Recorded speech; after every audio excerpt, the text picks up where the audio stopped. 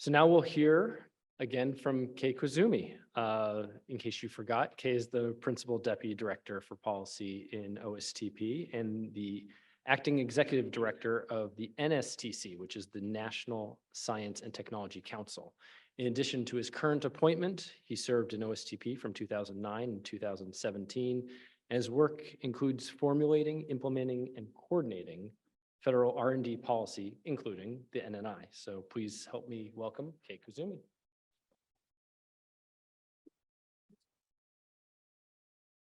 Hello again. Oh, I need a better picture. I don't like that one. Well, actually, it's older, so that's fine. It's appropriate because, we are here today. 20 plus years. Mike Roker and I were sitting down here like reminiscing about when we initially started talking to each other. I think it was 1999, 2000. We were in different positions then. So it has been a long road. Thank you to everyone who made this day possible of being able to celebrate 20 plus years of progress in nanoscale science and engineering. So as you probably heard, I have a long history with NNI, and I will say that I was especially happy to get this. You all got this, the Nanotechnology annual supplement, because I realized that I have been reading, using, contributing, editing, and now publishing this thing for 20 plus years. So this is a lot of my life and my career is bound up in this set of volumes. And why? Well, let me tell you how I got into this. We all have our stories of how we came to be in this room. I think of myself as a lapsed social scientist. So I was a social scientist in the science of science. So what I studied was how policies can influence the shape of the US science and engineering community. And I chose as my specialty, I guess, the number one shaping influence, which is money. So government funding of research and how it not only influences the conduct of the science and engineering community, but also how that research then can translate into impact for the broader society. And nanotechnology, this was a fascinating opportunity to be basically on the ground floor of when two strange tribes come into contact. The strange tribe called scientists and engineers, when they come into contact with this equally strange tribe called policymakers. So here we are, we're reminiscing about when senators and members of Congress and social scientists and nanoscale scientists and engineers got together to try to create something good and better. So NNI, as you know, was not merely like a new priority in the scientific field, but it also provided groundbreaking resources for new research. Even now, $500 million as an initial investment is a lot of money, and it enabled a lot of research that would not have been possible without us coming together and naming this thing as a national nanotechnology initiative. But as a student of science policy, and now a teacher of science policy, and now as a maker of science policy, I'm also appreciative because I can see, and I hope we can see, that NNI charted a path to ensure that this research that we funded has a path from the laboratory to become an economic driver in the form of new products and jobs. We've seen some of that, the amazing advancements that have resulted in products that have changed and shaped our world of today. As a social scientist, I'm also appreciative that NNI has lit the way for being able to fully consider the ethical, legal, and societal implications of new technologies. It's embodied today in our ESH work, environmental safety and health work for nanotechnologies. And most importantly for me, NNI has shown a path toward being able to sustain our country's leadership in finding solutions from research to the global and national challenges that we all face, whether it is climate change or improving health outcomes or providing jobs and other opportunities for people all across America. So I'm here and I'm very happy. I've been smiling all day because we have seen this vision become a reality of having a research initiative packaged with, consideration of economic and other impacts, with full consideration of the societal and other implications of new research, and linking research to those challenges.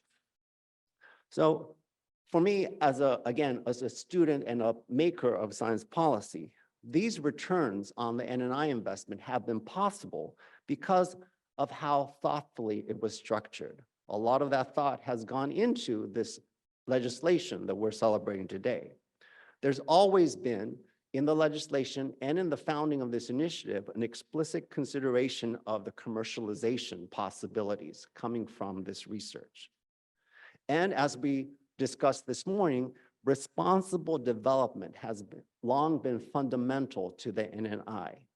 And believe me, that was at the time a relatively new foundational building block for a research initiative. Doing all of these activities in parallel has really helped us to develop NNI, not only in breaking out the frontiers of research, but making sure that as we uncover new insights and new technological possibilities, they are thoughtfully incorporated into how we go about not only our economy, but also our healthcare, our environmental technologies, and considerations of sustainability, and so many other missions. And you can see this now, I see this now, this thoughtful approach reflected in how we have continued to build policies for the next frontiers, the other frontiers in research. For example, in emerging fields, now emerged actually, of AI. So you can see many of the details that we've been talking about around responsible development in policy documents such as the framework for an AI Bill of Rights, which my office released in October of 2022. And it's been the foundation for many of the other attempts with AI technologies to make sure that we have a governance structure in place from the beginning of how we translate AI research into AI practice and AI technologies. Another model that NIH has been building in practice over the past 2 decades is the priority on building a shared infrastructure. We've already heard a little bit about the infrastructure. We'll hear more later this afternoon, because from the beginning, it was clear that leadership in nanoscale science required investments in so many tools, facilities, and other infrastructure that we need to accomplish this research. Because as you know, small doesn't mean cheap. It means often you need the resources to be able to provide that infrastructure.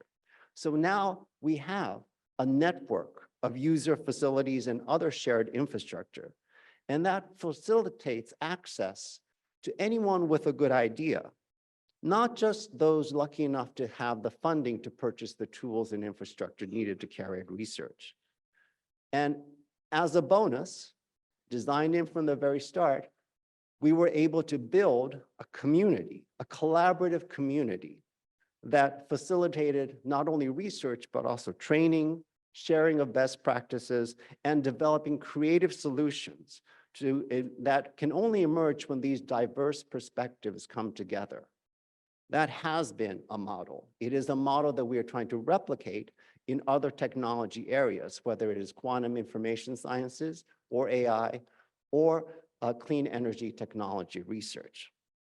And that leads me to a couple of other advances that NIH has pioneered and continues to be a leader on. And that is, one is on workforce development and communicating with the public. You've heard already, I've heard, and I've been so happy to hear about some of the communicating with the public that NNI has been able to do in partnership between federal agencies, universities, and companies. As a social scientist, one of the things I've been long been trying to carry forward is this idea of anticipatory governance. That is something we've already heard from the stage today. Also, participatory technology assessment, participatory governance approaches, and community participation in research agenda setting. All those are concepts that bring people all across America from various backgrounds into the practice and the design of research and development.